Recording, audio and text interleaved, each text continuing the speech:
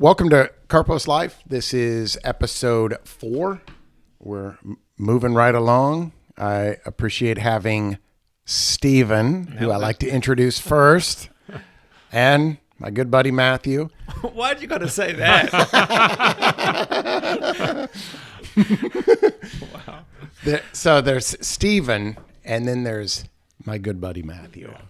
So if the last episode was about pruning and kind of getting bad things or getting things out of your life that you shouldn't and figuring those out, this episode is focused on the seeds that you plant and at what time do you plant them, kind of thinking about things from earlier in life.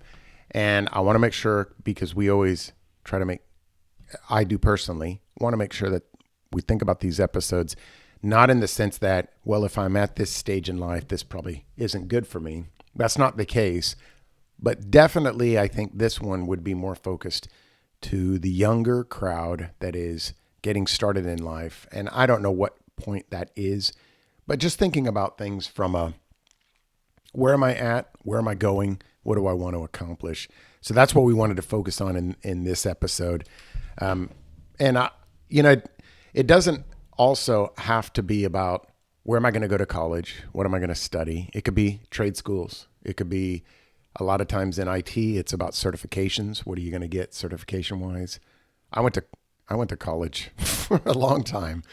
A lot of people are like, well, yeah, you do that if you're a doctor. But I just went to a community college because I was like, man, I can just keep going here forever and it's cheap.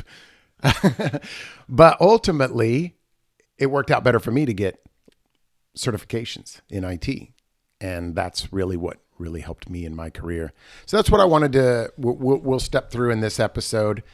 So today is just about, building, about whether you go to college, whether you go to trade school, whether you, start working or pursue certifications, you're building your life early. So I think the habits that you build, the people you surround yourself with, the standards you accept, those are things that are really critical. So I think if I had sort of the first segment or the questions I want to think about is, what does building your life early actually mean to you guys? What do you think about? Go ahead, best buddy Matthew. Yeah, no, I appreciate that. Man, that's a hard question. I think a little bit of it has to do with having a long-term goal and having a big picture of like, how do you want your life to look, right? And so not necessarily like the specifics of like, well, I'm going to be, this profession or I'm going to be this, but I know like when I was thinking back to when I was a teenager, when I was in high school, okay, I knew I wanted to be married. I knew I wanted to have a family. I knew I wanted to have a relationship with God. I knew I wanted, those kind of things, right? And so while I didn't have it all narrowed in exactly, well, I want to do this major or focus on this aspect, I had these bigger goals in my life. And then as I, matured and got into different stages of life, then I began to choose things that I felt would get me to those bigger goals, which was, okay, I'm going to go to college. I'm going to, did a year or two of that. Okay, well, I think business is where I want to focus on. Because I knew that would, hopefully make me, a better husband, father, more attractive to, a young lady, that I had something going on in life. So I think to me, it's like figure out the bigger goals, and then you start plugging in some of these more short-term goals. Mm-hmm. I don't know. What do y'all think of that? Yeah, man, that's so different to my life. I did not have any of that in my life, right? I not that they're not great, because I think that they are great. I just applaud you for your maturity so early on. I mean, I was just fumbling my way through life. If I were to kind of look back there was a series of, lucky fortunes that kind of I happened to find myself in, and, wanted to try and make the best of it. And so if I look back at my life, I did not go to college. I think you and I spoke about that last week.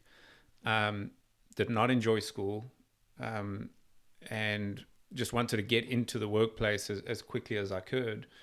And just once I was in there, I chose a field which happens to be technology, which was broad enough where I could experiment within that field. And so I think if I could give advice to younger people, it would just be to experiment, right? I mean, today as well is so hard. And we've had these conversations in the past as well where,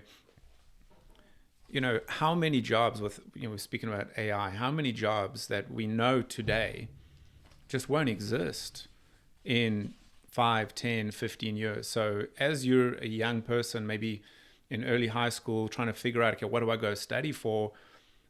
I wish for their sake there was some sort of crystal ball where you could look at this and say, oh, well, what is the correct career path, right? It's just, there's so many things that are uncertain now. But I think the most important thing, at least in hindsight, looking back at my life, was experiment, like be curious, look at different things, explore different things. And then as you find something from a career standpoint that you enjoy, because I think that's key too, that you enjoy, then you start knowing, you'll start getting good at those things, you'll start advancing in those areas as well. But I cannot give any sound advice on goals from an early age. I was just kind of fumbling through life a little bit and got, was fortuitous in some areas. We kind of got lucky with some basic things that just kind of happened to work out. They could have easily not worked out, and I would, be somewhere else. But yeah, I think it's a great thing to be thinking about, especially when you're young, because I think it takes a lot of pressure off, planning for what is eventually going to happen in the next, in the next season of life, whether that be college, whether that be work, whether it be marriage, etc., etc. So definitely applaud your approach. I find my experience to be a little bit different. Well, the thing that I think about is my dad, for instance, worked at a grocery store for 30 years. I didn't really necessarily. I didn't know that. Yeah, he worked at a grocery store for 30 years, and I didn't get advice from him. My mom didn't really say a whole lot. My dad was more, you need to go to college, you need to go to college. He didn't go to college. He was like, you need to.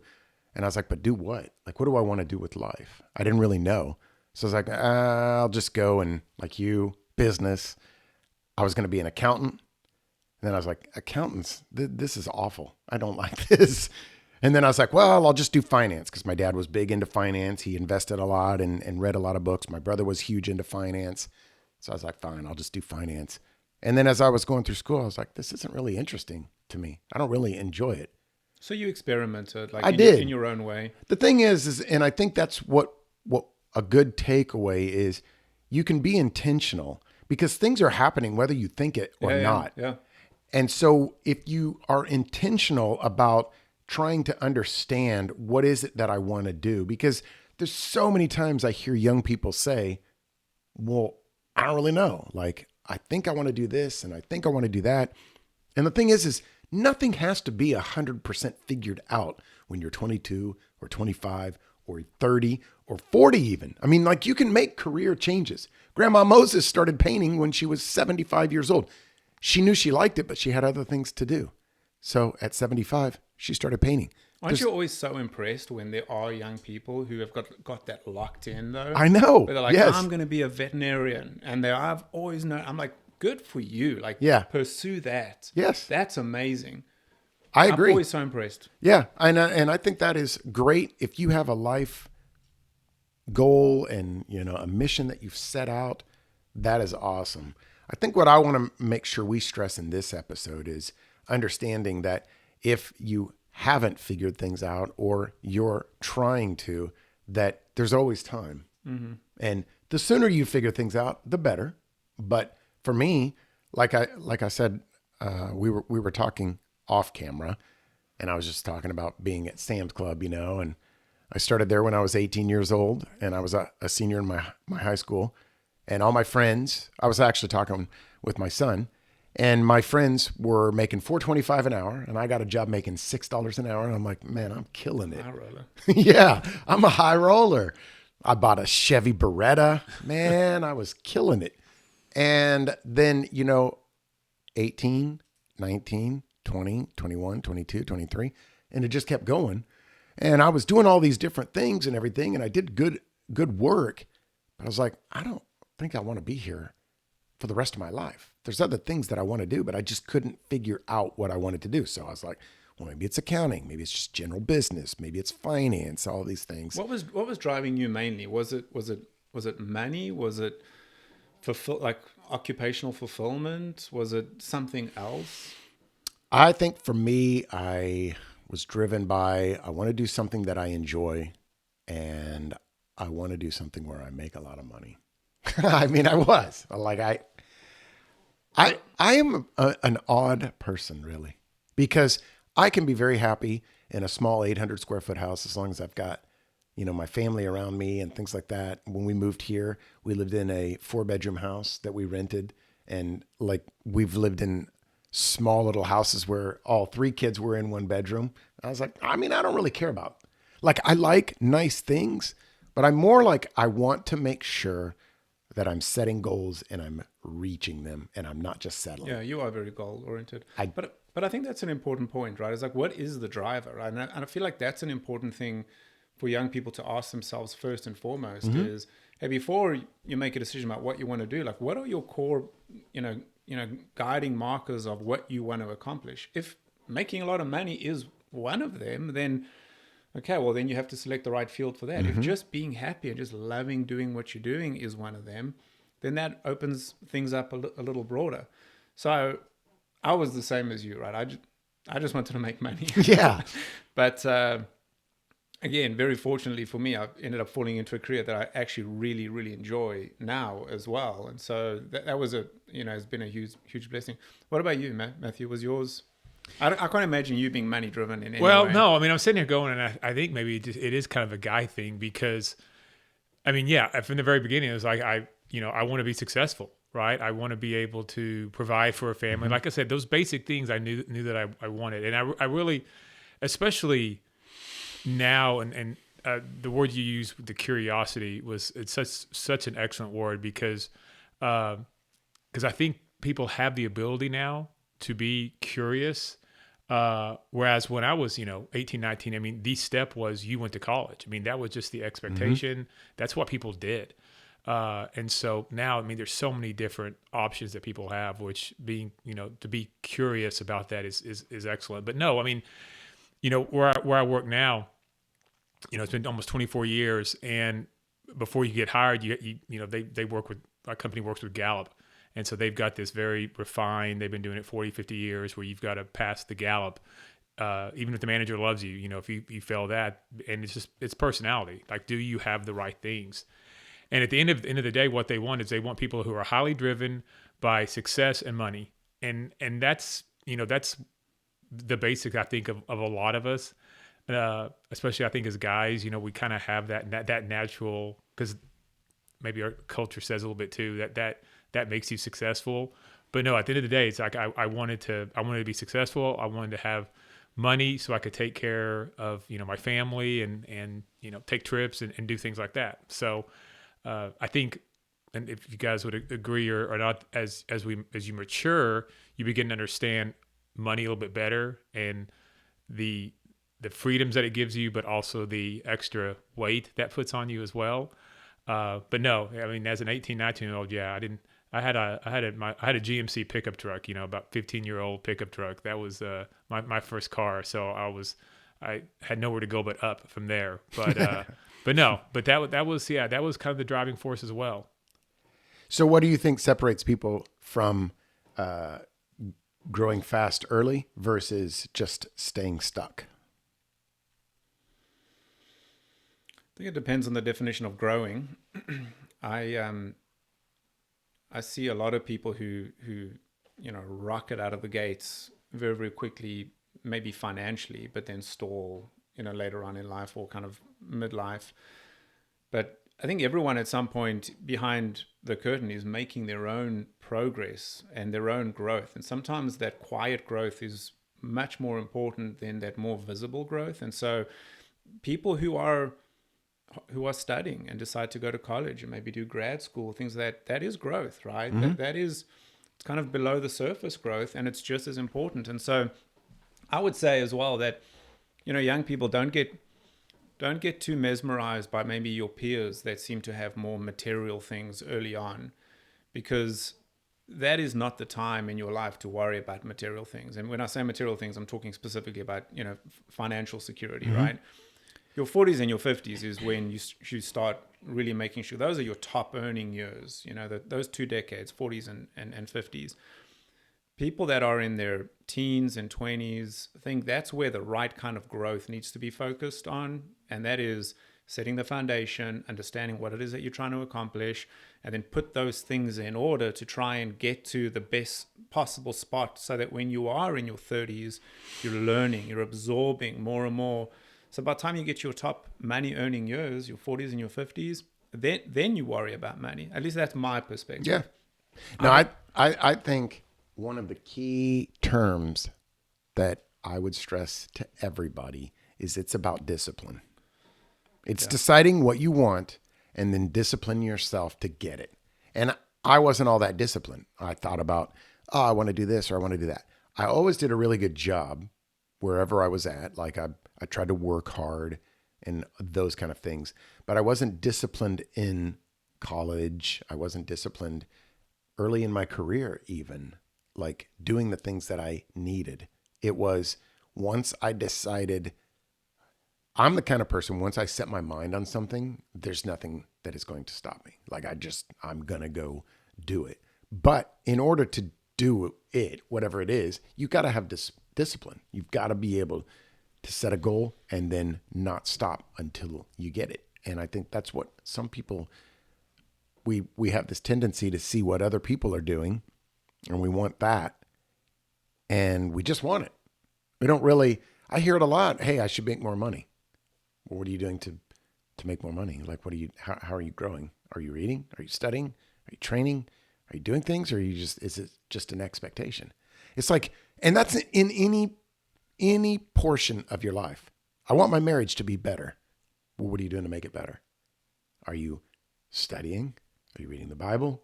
Are you talking to your wife? How are you working to actually make it better? Or is it just a pipe dream? Because that's all it will be if you don't have any kind of discipline and you don't have any kind of things where you set out goals and all of that. Can I add to that? Yeah. Because I love that. I would also add patience to that.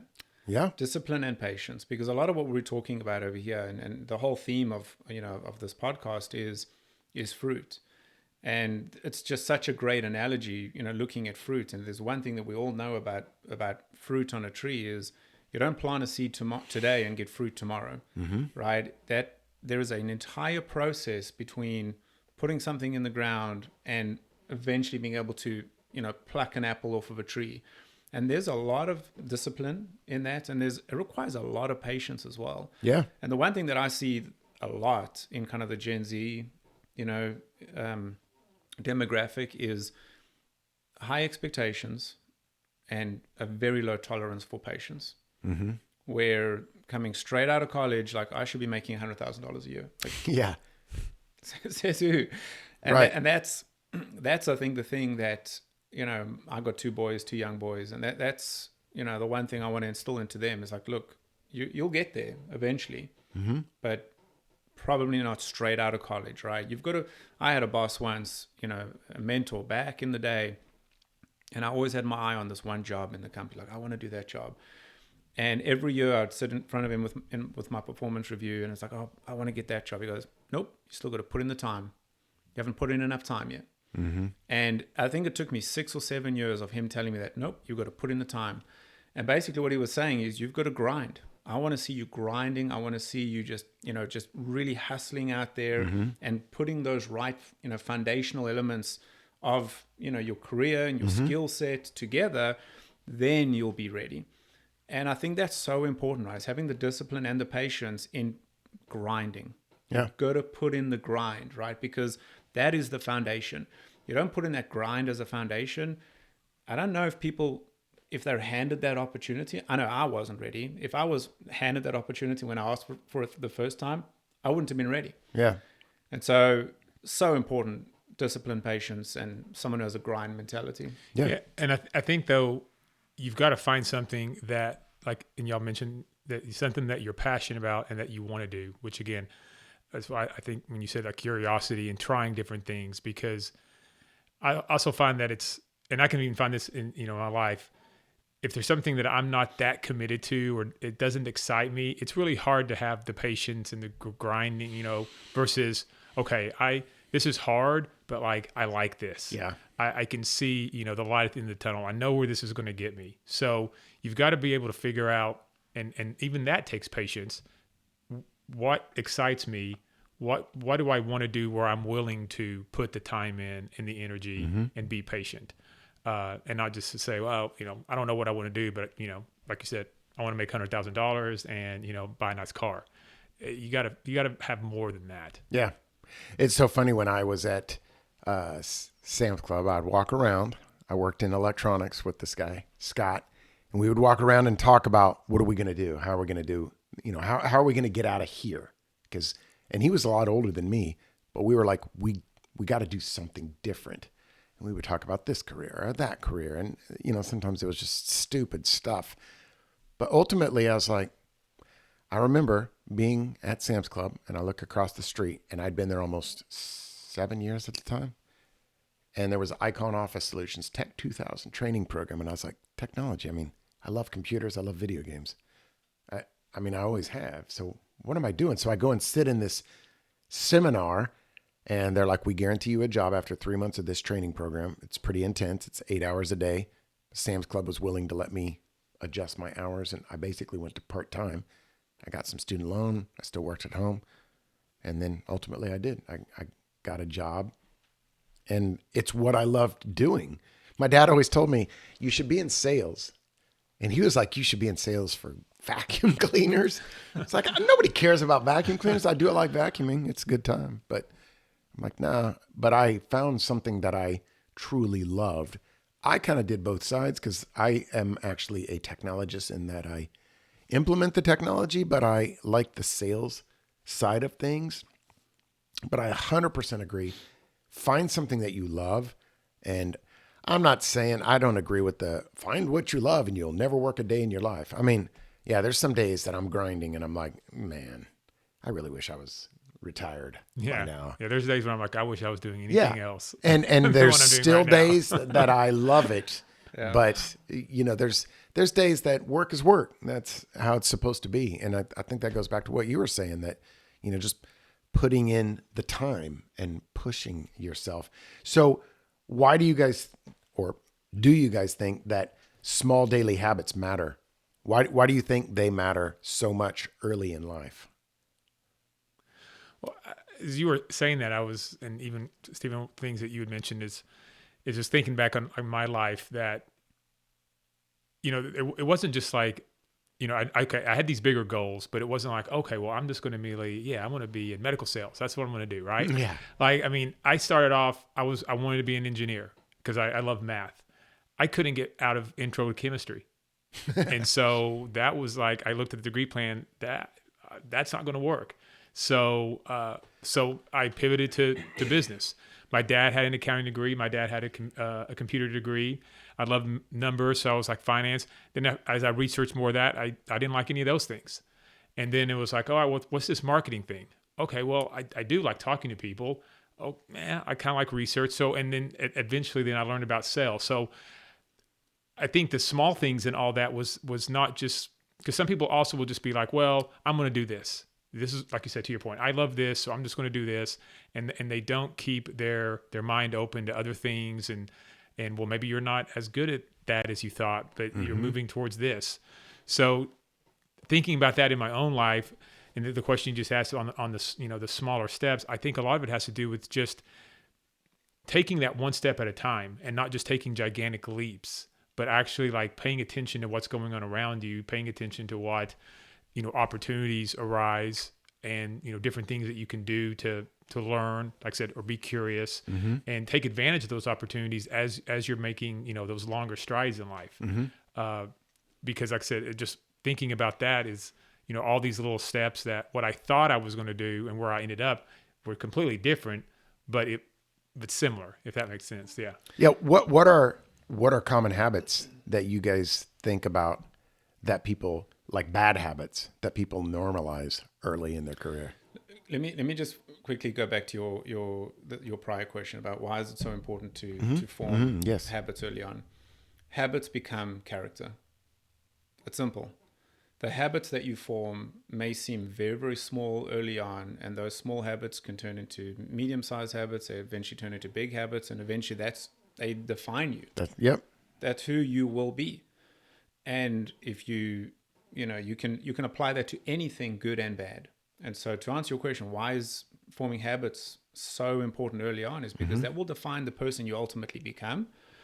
I just want to also just piggyback something on what you said, Matthew, about your dad, speaking about your dad having various different things, and also about career selection. The one thing I would say is never select a career because your parents force you into that, or suggest it, because I mean, it may very, very well work out that you just happen to have the same passions and the same loves, but explore that on your own, right? I remember, just a personal story. I heard like someone was telling my mom early on that they were going to become a doctor. My mom was so proud of this person, like, oh, that's amazing.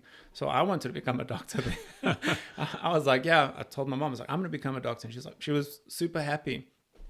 And then that pivoted to, I wanted to become a farmer because I loved animals, and then ultimately, evolved or devolved into technology, depending on which way you look at it. But I love the way you just explained your journey, right? Is sometimes the only way you can figure out what you want to do is by kind of starting down a path and then realizing that, oh, okay, well, maybe that's not the right path. Let me try another path. And then like the same thing, right? I'm terrible at math, hate math. And so the very first thing that I wanted to become, as a doctor, one of the tracks that I had to take was heavy in math, and I failed it completely. I was like, all right, so that's the thing that I fell back on. This is why I can't be a doctor, is because of math. But I think that's so important, right? Is don't be frustrated, be open, courageous enough to try things, and it's okay as you find down that path that, yeah, actually this doesn't gel with me. It's okay to do that U-turn and say and try something out. But I see this so often where people are kind of forced down a path, and maybe the forcing is more subtle, but they're kind of guided down a path because of other people's desires or interests. I would advise against that. Yeah, personally, I agree. Your future is built on patterns, not intentions. And like, if I would have just went with what my dad said, I would have been a vacuum cleaner salesman. Where would that have led me? You would have been a great vacuum cleaner. Man, I would have sold Oryx like you never had seen them before. But you know why there's actually wisdom in that, right? About what your dad was saying is sales is in every job. And so I feel like everyone should learn some foundational aspect of sales, whether you're closing sales deals or you're selling your boss on why you need a promotion, or whether you're selling why you need this new software, or whatever the case may be. So I find that sales is one of those things that you don't have to ultimately become a salesperson, right? In terms of, something like what you do, Matthew. But I think everyone should learn that skill in a rudimentary way, right? Which is, the art of negotiation, the art of, closing a deal, the art of, follow through and things of that nature. Yeah. Such an unappreciated, skill, but everyone, I don't mean to say it's unappreciated in a sense that there's not a huge amount of extremely high paying jobs out there for people who are sales, but people often say, oh, I don't want to become a salesperson, so therefore I'm not going to learn that trade. Yeah. And that's one where there should be some element of that in everyone's training and education. You may not have to do it at this level, but at this level, you really should. Yeah. And I think about, like, I go back to leadership. I like John Maxwell's definition of leadership, which is influence. It's getting other people to do what you want them to do because they want to do it. Yeah. That is sales 101. I'm going to get you to buy this because you actually want it. Yeah. You don't know you want it, but you should. And I think that is where people struggle sometimes, thinking about that. I want a raise, but you don't really understand why you should give me a raise. I'm going to sell you on why you should give me a raise, or why I'm worth more, why I'm valued more, all of those kind of things. And sometimes you may not be able to close that deal. And that's when you've got to decide, is this where I want to stay? Or do I really want more and I need to move on? And I got to go take another position. So I think I have a habit to throw out here to answer that question that we've went all around. And maybe you guys can help me refine this or say, no, I don't disagree. But I think the key habit, I guess the simple way is to say have a work ethic. But it's almost more advanced in that of like, have a work ethic, be willing to continue down the path even when it's hard.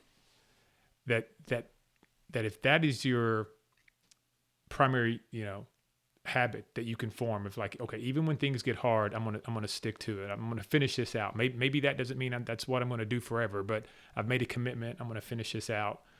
Because I do feel like even with my own kids, and I've got my son. He's 16 years old, and I'm always trying to instill in him like, okay, if you're gonna do this, do it right.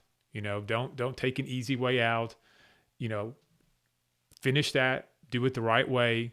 If you never want to do it again, that's fine, but you've made that commitment. And so I don't know, like I said, get you guys' opinion on that as far as, if I'm saying that right or how you differ or what you think. Well, but I think that you've got to have that ability to stick things out to see what the end is. The thing is you do not rise to your goals. You fall to your habits. So if you have bad habits and maybe you're lazy, maybe you sleep a lot, or maybe you don't finish things that you start. If you set goals, but the habits don't match, the goals are just pipe dreams. I mean, that's how I feel anyways. And I learned that. I mean, a lot of people will look at me now and be like, wow, you're such a great success. Oh, it's wonderful. I'm 51 years old. Like, of course, I hope I'm a decent success at 51 years old, but I wasn't at 25. I was still looking around like, I don't know what I'm going to do. Where am I going to go? I was going through a divorce. I mean, I was at rock bottom. Really, honestly, I was. And so the thing is you can either sit there and say, this is all that I'm ever going to do and all that I'm ever going to be, or you can set some goals and then start to actually develop the habits that go along with it. So to your point, whatever you're going to do, you got to put all your effort into it. Otherwise, Ecclesiastes 9 verse 10. Whatever Whatsoever you your do, hand finds to do it with your might. I mean, yeah. That's every young person should have that etched into their mind as a mantra. Yeah. As a slogan for the kind of fill in the blank that they're going to be. Husband, Christian, worker, everything that you put your hand to, do it to the best of your ability. And sometimes the best of your ability might not be good enough. Yep. But at least you can say, I gave this everything that I have. Yeah. And sometimes the best of your ability is going to be better than anyone else's. And that's how you know, okay, man, I actually did a good job at this. Yeah. Like I'm able to do this in a way that other people can't. There's something very, very gratifying about that too. But you'll go through 9 things of, oh, I'm not very good at this, before you find that one that, oh man, I'm really good at this. Yep. I think another really key factor is who you surround yourself with. 100%. The relationships that you build. Because for a long time, I had relationships with guys that I just grew up with, and I just kind of let it go. And, like some of them were decently motivated. Some of them were, just, whatever. But isn't that funny that we're speaking about habits, but the people that you surround yourselves often dictate the habits that you take on? Yeah. And the thing is that linked. For me, I found that it wasn't always the guys that had the bad habits. It was when I was with them, I could elevate my level of doing things bad or wrong. And I could be even, like, what am I doing? I know this isn't who I want to be, but it's like, you just kind of, let's see who can become the doofiest person possible. That's where we all need people in our lives that are going to hold us accountable. Yeah. Or hold us to account for a standard. It was either Jim Rohn or John Maxwell that said you're the sum total of the 5 people you hang around with the most. Could not agree more. And if you hang around with people who are at another level, it'll cause you to raise yourself to another level. Well, I don't know who said it. I've heard it before, and they basically, you don't want to be the smartest, most successful person in the room, right in your room. And you always want to surround yourself with people that you can learn from, that you can ask for, they can mentor you, that you want to have. Always, you don't want to be that person. Yeah. And sometimes, it's nice to be that person because it makes you feel better about yourself, but then you don't really have to work on those things that you got to work on. If your environment normalizes mediocrity, you will live there longer than you think. So you'll just kind of be like, I mean, everybody else is doing it, right? I'm just going to kind of stay right here. That's why I think, man, one of the biggest areas is, and sometimes it's tough. It's tough because you have friends that you've been friends with for a long time. Sometimes you just got to separate yourself from them, and it's not easy. I can tell you that. I've done it personally. Well, that's really important. I remember whenever I started, there was a guy that started just a couple months after me, and we met at our first big meeting, went to the same college, and so we kind of, our careers mirrored each other, but, we would talk once or twice a week, we did it for 2 decades until he retired. But, we would encourage each other because it'd be like, man, I'm done with this. Like, I'm no good at this. Like, I haven't got a yes in months. Like, what am I doing? And then you'd have somebody on the other end that would be like, nah, think about this, try this, you got this. And then we did that for each other for decades. So you need those people around you who want you to succeed. Yeah. And that will help you in that and can understand that. So it's the circle of people you have around you is very important. So do you guys ever consider mentoring people? Yeah, I do have a few mentees both on a formal and an informal basis. And honestly, I see it as one of the most gratifying parts of my career at this point. I mean, you guys know, right? I mean, being in a position of leadership, there's a potentially a lot of heartache and a lot of pain. It can be really difficult in some cases, dealing with people and problems. But there is nothing more gratifying than seeing people with high potential live up to their potential through exactly the kinds of things that we're talking about, right? Focus, initiative, just grinding, hard work, patience, and so I mean, I've had a couple of mentors where in that kind of capacity kind of helped them through, and now watching them kind of find their feet in their passion is it's great. It's very gratifying. What do you think someone should look for in a mentor? I think an accountability partner, number one. I think someone who's not going to be there just to tell them all the good things and how great they're doing, but someone who's going to really have a high standard and integrity, and hold them to that standard. But then also, I think to Matthew's point, someone who's very encouraging, right? Because I think we spoke about this either last show or the one before, where can't just be negative feedback, a downbeat all the time. I think you need to a good mentor should be someone who can, be very clear about, okay, this was the screw up, but then very quickly be able to turn that around into an encouragement and get that person feeling positive again about things. Which is another important habit that you can form early is being willing to ask for advice. Yeah, you don't have to learn everything the hard way. Yeah, and just, not thinking you know everything. I mean, I was 20 and I remember thinking I knew everything. Of course, all 20-year-olds do. But like I said, if you can get advice. So having that ability just to go and ask for advice, ask for help. I mean, that's a big habit. Yeah. I wrote something down here. The fastest way to grow is to learn from someone who already paid the price. That's why I read books as much as I do. And I talk to a lot of people and they're like, I don't really read books. I'm like, I mean, I'm not saying I enjoy reading. Like, would I rather play video games or watch a TV show? Sure, why not? I mean, it's mindless work. It's fun. Plus, MLB The Show. I don't know if you guys knew this, but 26 games in, I got 45 home runs already.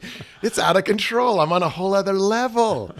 But the whole idea or the thing is you got to pay the price, and you've got to put things into it. And I don't know, just reading books, it's an easier way to learn something that maybe somebody took 10 or 20 years and then wrote a book about it, and you can read it even on a long read, 10 or 20 weeks.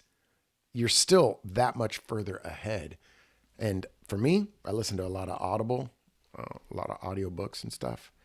The issue that not the issue, I agree with you. I think there's a lot to be said about the multitude of wisdom, right? I mean, that's a very clearly, a proverb and biblical, and nothing says that has to be, one-on-one FaceTime with people. I mean, there is wisdom in gaining this knowledge through other people's wisdom as well. The challenge that I have sometimes with books, though, is, and this is where I think a true mentorship program can be very, very beneficial, is when there are certain situations or conditions that people are encountering that's very specific to them. That, hey, I've got this situation, and yes, I know books can be sometimes very general, but hey, if you want this, then do that. But occasionally people will find themselves in a specific situation where they're like, I don't know, I need someone to talk to help me through this specific situation, where you can sit down, gather the facts, think through, strategize. So I in no way, shape, or form are trying to discourage the reading of books. Must do that. But I also think the importance of having a mentor is someone, a thought partner in your specific conditions in life. And someone who isn't a mentor for, I mean, this is what I recommend to people. If you're going to get a mentor, don't get a mentor for a week.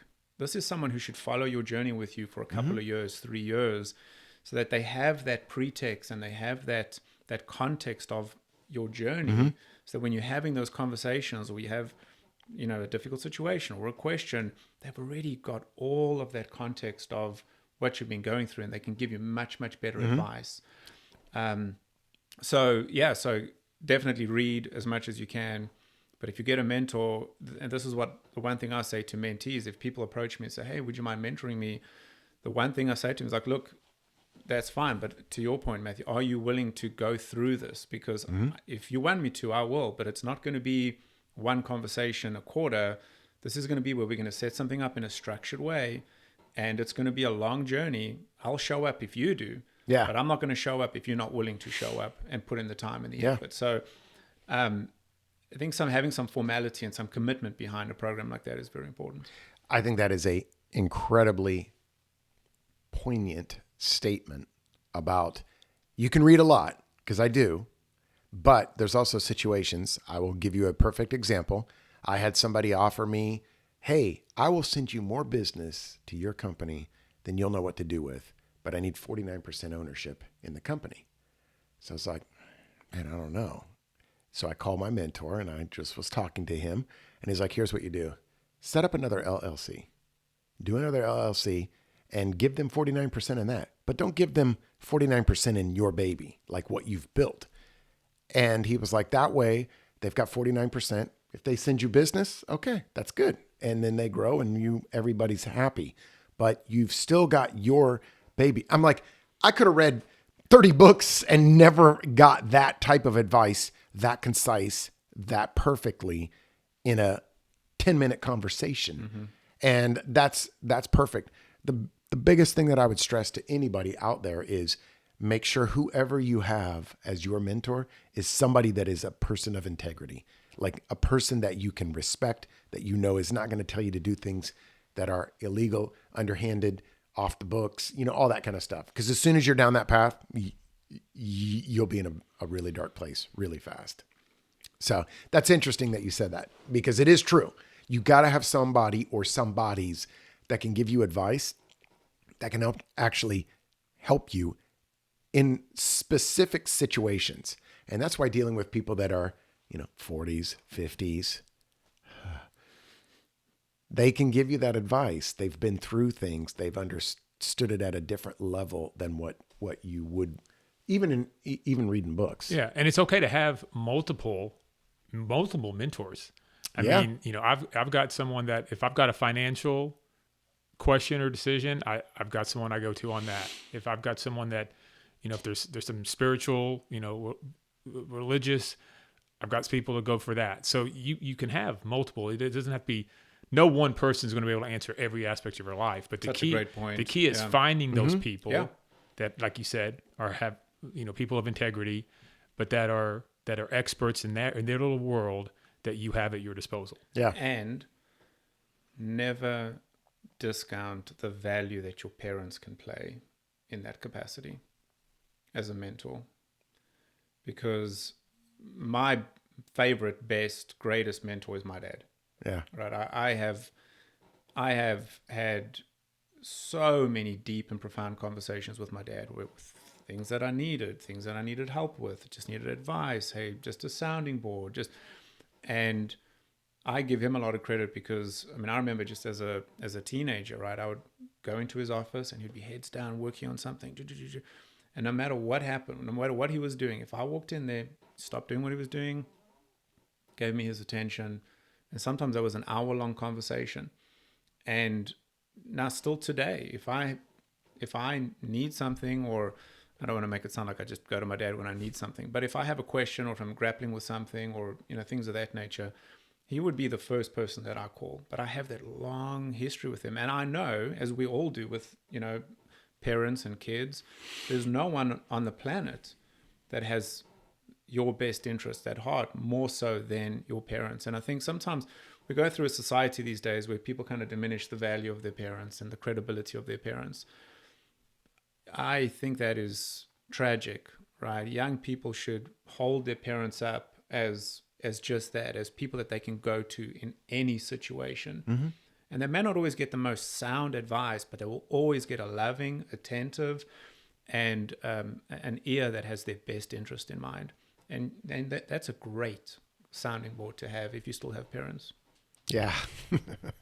Yeah. No, I agree. I think it is, definitely. And, so it's definitely something that if you have that relationship, it's definitely something to make sure that you utilize. One of the things to think about is what you tolerate early in life becomes what you'll live with. And I think that's something that sometimes you just kind of settle, and then somehow a year goes by and 5 years go by and 10 years go by. And all of a sudden you look back and you're like, man, I'm almost 30 years old now and I haven't done these things.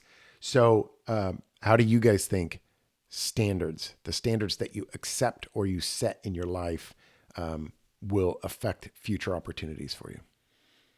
Yes. I mean, I just had a reporting line change about a year ago, and my prior manager was our head of strategy, but he also came from the general counsel background, so he was a lawyer. Huge Alabama fan, so huge Nick Saban fan. Sounds like And a bad person. Nick Saban is a big standards guy. Yeah. And he would drum that into his team every day. Mm-hmm. Standard. Hold the standard. What's your standard? Think about your standard.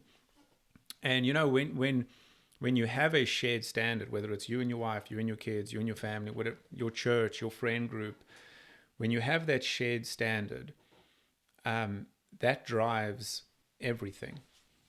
And starting early, right? Setting, hey, what is the standard that I may not be at today, but what is the standard that I aspire to, that I want to get to? That in itself is a goal, right? Mm-hmm. And having that early on as something to look to and push yourself to, I would say is maybe more important than almost anything. Yeah. The standards you accept today are the life you live tomorrow. Yeah. That's 100%. I agree. And it's such a weird word, right? Because it can be so subjective, Mm-hmm. so ambiguous. And so the first thing is to think about, well, what does that mean to you? Mm-hmm. What does the standard mean? What is the standard? And you can make that as complex or as vague as you want, Mm-hmm. but understand in your own mind what that means. When you talk about standard, what are the non-negotiable, principles or ethics Yes. that make up that standard? rather than just saying I have a high standard, but not really knowing what that means. means. Yeah. Yeah. So what do you guys think are small decisions, whether it's about your standards or kind of where you're at, but small decisions that cost you big later? I think it's the small moral decisions that we make every day. Like, okay, am I going to tell my customer this? Right? It's like you learn something that maybe there's a back order, or maybe there's some sort of issue with the product. Well, do I tell them or not? Or do I just, they don't need to know that? Do I, whatever little small things, these little things that we have when you have a choice to make that, there's a right way, but then there's also a way that like, it's not as hard or Easy. Yeah. that it's the easier way. And so you take that easy route. I think those little small things can add up, that little snowball becomes an avalanche at some point if you just continually take that easy way out. Yeah. Short-term thinking becomes long-term regret. I mean, because there's so many decisions that you can make really, really quick. And then you're like, man, I'll just tell you, like a girl. And you're like, man, I love her so much. And she's beautiful and all these things. And it can be the same thing.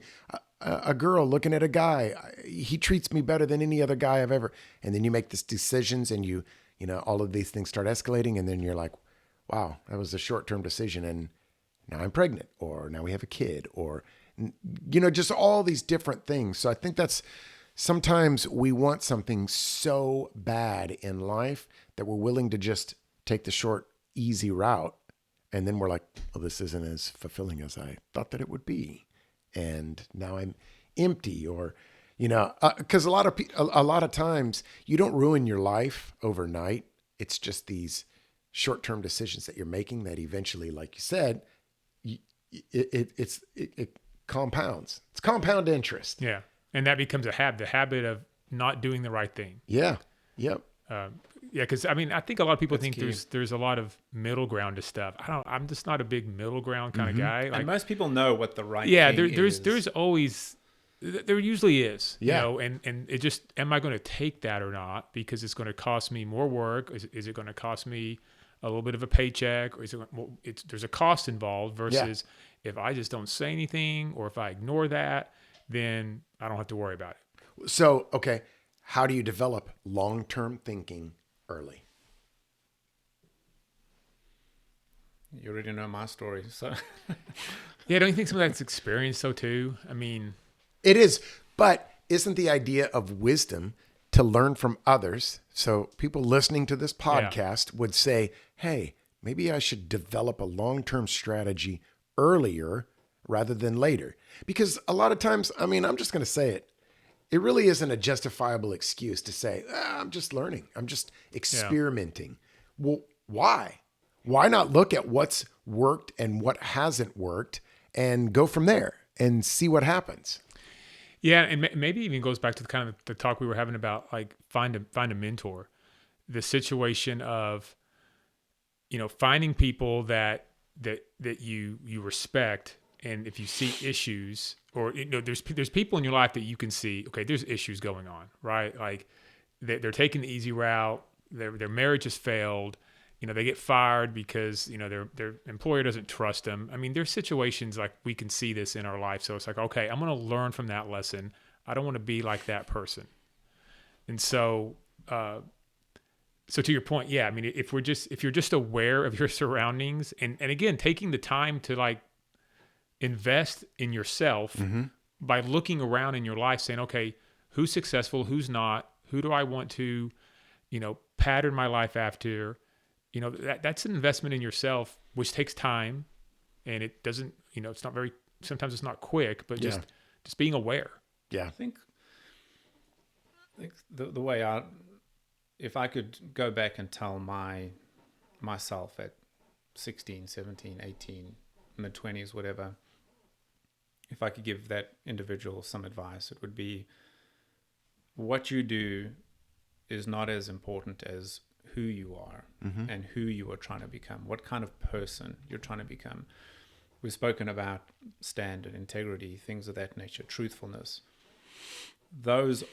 All of those things are doing the right thing when it's hard, all of those things I would put into the bucket of long-term thinking. Because all of those things will serve you for the rest of your life, no matter what you do. And so what I would say to young people is focus more on who you are. What is your level of integrity? Are you willing to tell the truth, even though it's hard? Are you willing to do the right thing for other people, even though it's hard? What are the core pillars of integrity that you want to start establishing in your life today? Because that is long-term thinking. That will serve you now. Yeah. And that'll serve you in 60 years from now when all is said and done. And the rest of it, frankly, is irrelevant. Yeah.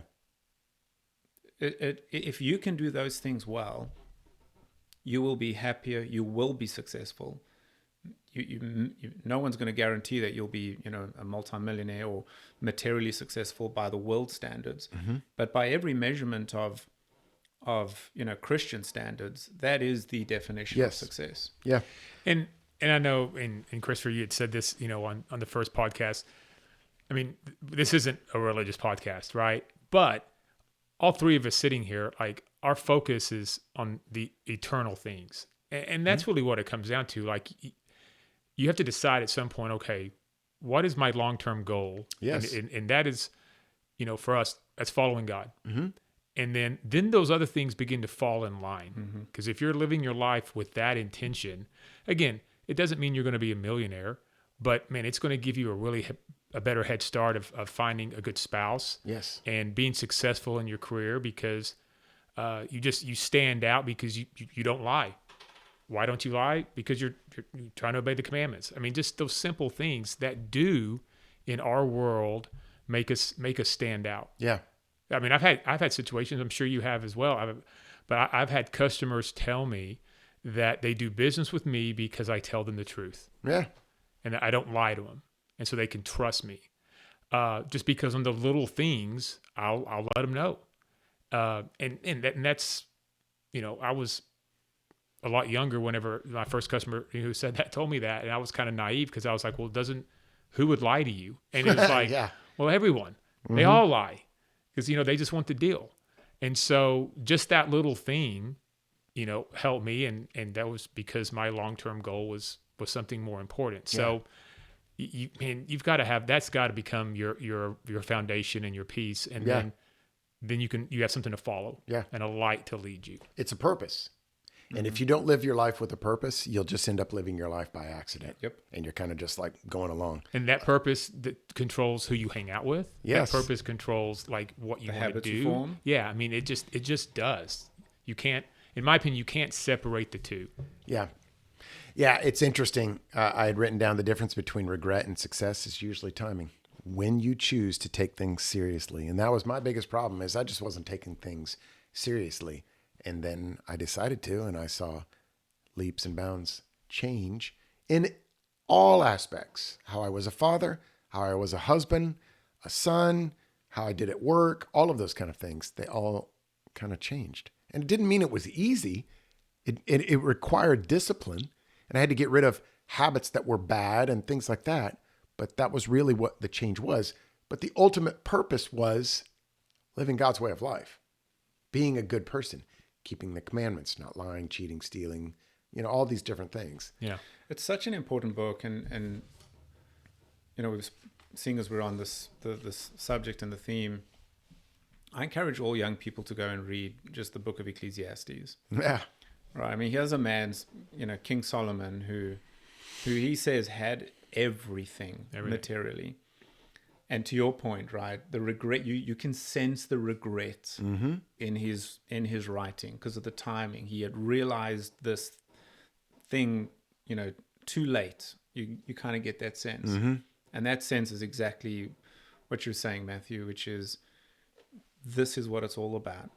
Fearing God and keeping his commandments. And everything else, once you have that prioritization in your life, I get so much peace being able to focus on the fact that, hey, the main goal in life is not accumulating wealth or getting to a position or driving a specific kind of car. Right. I mean, would it be nice to have certain things? Yeah. But to have a focus that I can control, a destiny that I can control, if I can just do these things, there's such a peace in that all the other things just kind of fade into the background. It's like, if I never drive that car, I don't care. Right. If I never attain X position, Yeah. that's okay. But there has to be that focus. So, kind of coming to a close here, thinking about, I've got a few questions for us to consider. So, what if people listening today already feel behind? You know, because like I had written down some other things here. I stopped measuring myself years ago by where I was, and I started measuring myself by where I wanted to go. And the thing is, and I've talked about it in other episodes, I looked at people who had specific titles, or they were making X amount of dollars, or whatever the case. And I thought, man, they're 3 years younger than you, or, you know, they're only 2 years older than you, and you should be at that level. But at some point I realized, feeling behind, it doesn't actually help. It doesn't change anything. I don't have a DeLorean. I can't go back in time. I can't fix anything. So for people listening, what do you think are things that we can say or do, or they can tell themselves to feel better about? It doesn't matter if you feel behind. What? There's an old Chinese proverb which says, the best time to plant a tree is 20 years ago. The second best time to plant a tree is today. Yeah. And so, look, if whoever's listening is 65 years old and wishes that they had, you know, six-pack, you know, what do you call it, washboard abs, okay, it might be a little bit late. Yeah. But if there are things from an integrity standpoint, or a character standpoint, or from a standard standpoint, I do not believe it's ever too late to start forming the right habits and to start pursuing those things. Yeah. The hard part is you just have to start. You just got to start. Yeah. You have to I mean, because you start. can't go back and fix the past. Right. None of that's happening. At some point, you've just got to let go and decide who you're going to be going forward. Yeah. Like, what are you going to change? What are you going to be? What are you going to do? How are you going to get there? And accept the things that might be in the past that can't change. To your point, right? I mean, there may be people listening who are in their 60s and, you know, have regrets about, you know, not pursuing a different kind of career. And I think the best thing in that situation is to make peace with, you know, what is not, and focus on what can be attained going forward and what can be changed. You're not behind. You're just measuring yourself against the wrong timeline.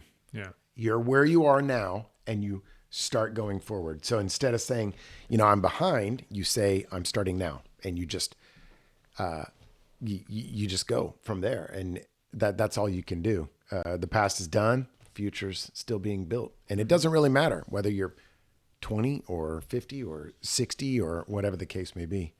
So, how do you stay disciplined when others don't or aren't? Which I think goes back to what we were talking about of who you surround yourselves with. I'll tell you just my view on that is I love situations like that. I love situations when all I need to do is put in a little bit more hard work than others, or be a little bit more disciplined, or a little bit more gritty. Because if that's all it takes, that's actually easy. I say people should use a scenario like that to their advantage. There will be young people that will walk into the workforce and they'll see a bunch of lazy, ill-disciplined people around them. Grab onto that opportunity and just continue to do the right thing, because then you will stand out.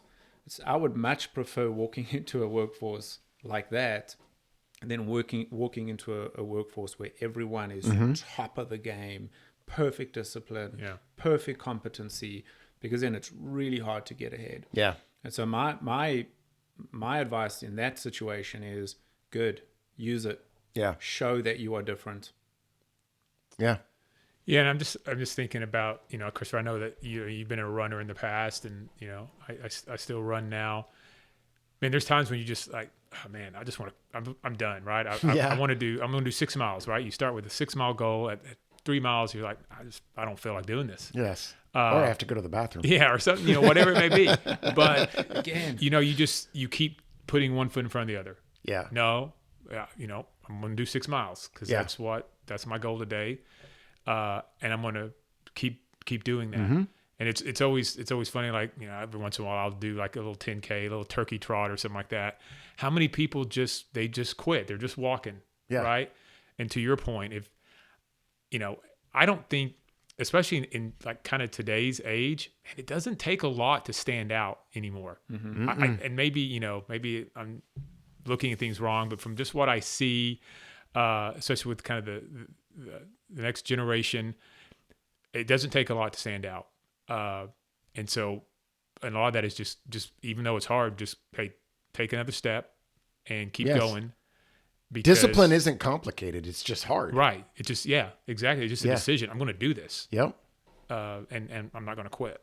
Yeah. There's an old saying that I heard. You guys are probably familiar with this. There's a much easier way to spell success. WORK. Work. Yeah. Yep. Yeah. Absolutely. And the same person who told me that is talent is just hard work in disguise. Yes. Right. Oftentimes you look at people, you think, wow, they're so talented. Like, no, they grind. Yeah. They grind. Well, and I talk about it, and again, it's not to impress, but to impress upon. I don't ever find I'm the smartest guy in the room, because I believe and I subscribe to the idea, if you're the smartest person in the room, you need to be in a different room. Yeah. But I am the guy that will do a lot of the things that most people don't want to do. I don't mind. I'll just do them. I'll follow up, because fortune's in the follow up. I'll ask it over and over until you tell me to stop asking or to leave me alone, or whatever the case may be.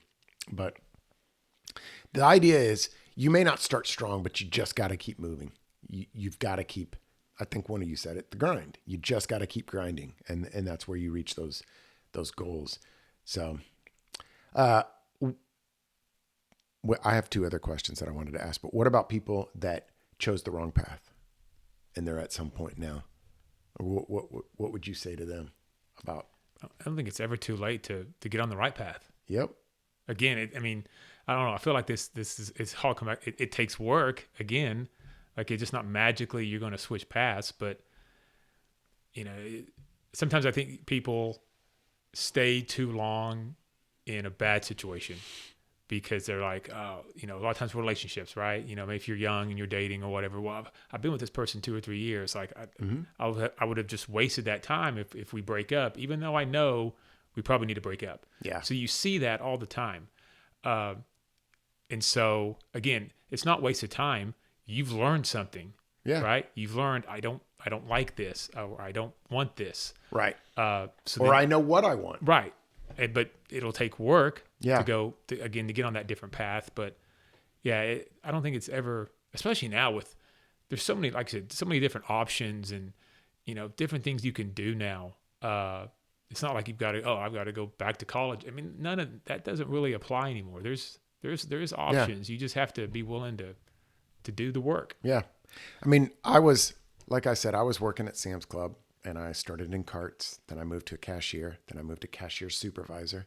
Then they were like, hey, do you want to go work in hard lines?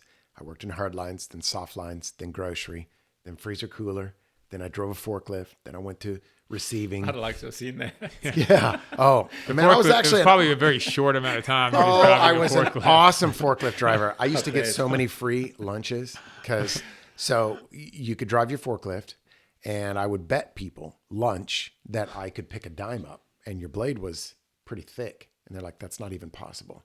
I'm like, okay, I bet you lunch I can pick a dime up with this forklift blade. They're like, okay, fine, you're on.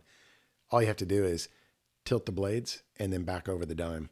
Oh, it spins it back and up. it flips it up and it lands on the blade. And they're like, what? That is awesome. How many times do you think he practiced that before he got that right? A lot. Yeah. And what's really awesome is in the steel, they call it, all the racks you have like in Costco, Pepsi pallets, Coke pallets, whatever, they are smaller pallets. So you have to have slats in the steel. Otherwise it won't fit on there. And I was just going and I was unloading, and then you just drive and you come in and you put it in and set it down and I was not paying attention to the very top rack. Oh, And there was 2 slats that were missing. And so I sat it and it hit, and then it just tilted. And then it was like The whole rack. the whole rack. That was And the there's- last day of forklift driving. yeah. Oh man, I was so mad because it was like, Did everything like explode? Like it was like military. Like it was like, because I think there was 94 cases, which is 24 cans wow. per case, 24 cans per case, 96 cases on a pallet. And they all just, it was like I dove out of the forklift. I mean, they have the little rail across the top, but the weren't gonna cans were take just, your chances. and they were shooting off. So that's my forklift. But the whole idea where I was going with that is I did really good at Sam's Club, and every job you gave me, I was going to do it at the best that I could. I rang people up as fast as I possibly could. Most people would do I have to say this, so it's captured in history, in the annals. Most people would do 15 to 18 rings a minute. I was doing 63 because I figured out the system. If you just hit the total button, it stops the clock. So people would be looking for their Sam's card. I would flip all their UPC labels over while they were finding their Sam's card. Then I would go just scan, then hit total. And then I would wait, and then I would move things around. And man, it was so much fun. I had a lot of good times. But the whole idea is I would have never been fulfilled and happy. And there's nothing wrong with working at Sam's Club or Costco or any of those jobs. That is not what I'm saying. Yeah. But you have to make sure that whatever it is you're doing is what you were meant to do. And finding that's where you get the most fulfillment. Or you just settle and you're just like, no, this is where I want to be. Like our son Thomas. I mean, he is like a person that is satisfied with not mediocrity, but I don't need a big house. I'm happy with one of those little, 1-bedroom houses and, stuff like that. That's totally fine. If that's what ultimately makes you happy, or living out in a trailer by a little pond or something like that, those are the things, but you have to make sure that is what you ultimately want and getting there. So, yeah, agreed. As long as that's not the result because of complacency. Right. Yes, exactly. Yeah. Can I just say one thing? We were talking about people who feel maybe they're on the wrong path. What's the advice, or what would we say about getting on the right path? I think the first thing I would encourage is make sure you are on the wrong path. Make very clear you're on the wrong path. And you mentioned relationships. I think that in that case specifically, it is so important for people to, number one, make sure that this is not the correct path. There isn't an easy button, in marriages and things of that nature to try and just, bail out. And in some cases, I think it's also important, if not all cases, if you are on a path, and if there is no, and this could be career, this can be relationship, if you are on a path and there is no easy way out to another path, look for a way to make that path better. Yeah. If you look for one, most of the time you will find it. Yeah. Most people, it's not that you can't change, it's that you haven't decided to yet. And sometimes and I've seen this with friends, right? I've had friends who, back in the past who were, had certain addictions, and they decided, okay, well, I'm gonna leave this city, I'm gonna pack up, and I'm gonna go to this other city where no one knows me, and I'm gonna be a different person. Yeah. You follow up with him 2 months later, guess what? They're the same person. Yeah. Sometimes taking the person off of a path doesn't mean that the person becomes different. Yeah. Right. 100% Sometimes agree. just looking at the path and saying, okay, well, is the person on the path, is the path the problem, or is the person the problem? Yeah. And so I'll go back to, that's the first question I would ask, is make very clear that the path is the problem. Yeah. And embrace who you are. Yeah. Because I always wanted to be a more quiet person, a more reserved person. I would see these movies of these guys that are just, they're just cool. And I'm like, I'm not saying I'm not cool, but I'm just not that kind of person. Like, I'm not a quiet, unassuming person, the Jason Bournes or whatever, where you're like, man, that dude is just awesome. That's not me. I mean, that's just not who I'm going to be. And that's to your Jason point. Bourne would never topple over a full rack of cans. No, he would have probably caught all of them. Exactly. But that's I to love your that story, by the way. I've never heard that whole can story. Yeah.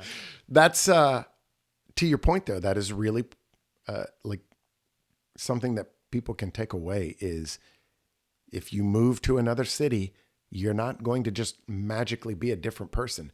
Eventually, the real you will come out. Well, how often do we see that in people's jobs or careers? They have a great job with a great company, but things are not going great, according to their standard.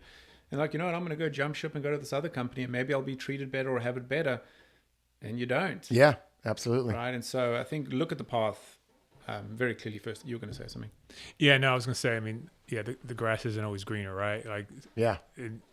But to your point of like, and especially now we have so much, like with social media and different things influencing us where, we can be actually happy and on a good path, but society can make us think, well, maybe I'm not successful. Yeah. Or maybe I should be doing more, or maybe my house isn't good enough, or my car.